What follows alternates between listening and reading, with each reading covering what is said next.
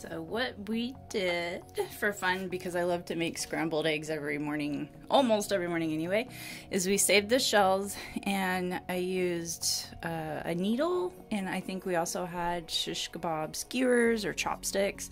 And before I used the eggs, I punched a hole really fast, and then to get the egg yolk out, I mixed it inside the shell gently and then poured it out, rinsed out the shell so it's completely clean and dry there.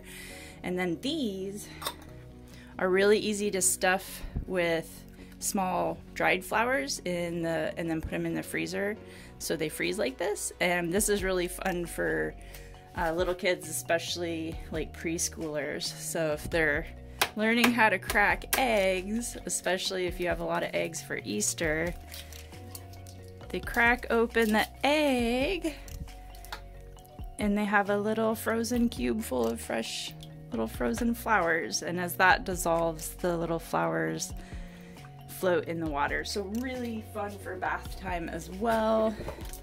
And just for extra fun, this is some of the flowers growing in the micro flower home garden right now. So we have really fragrant hyanthus, and as you can see all around the sink, we have Camilla, fabulous Camilla. It's so pretty.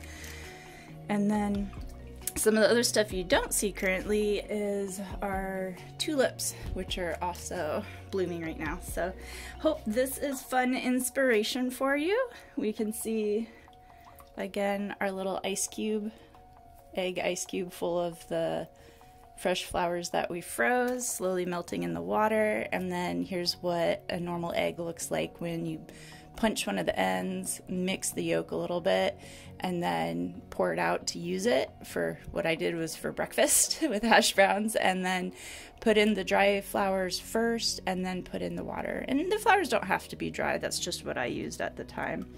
And then freeze it, and then you have your fun little egg flower for little kids to have fun practicing opening real eggs. All right, happy Easter.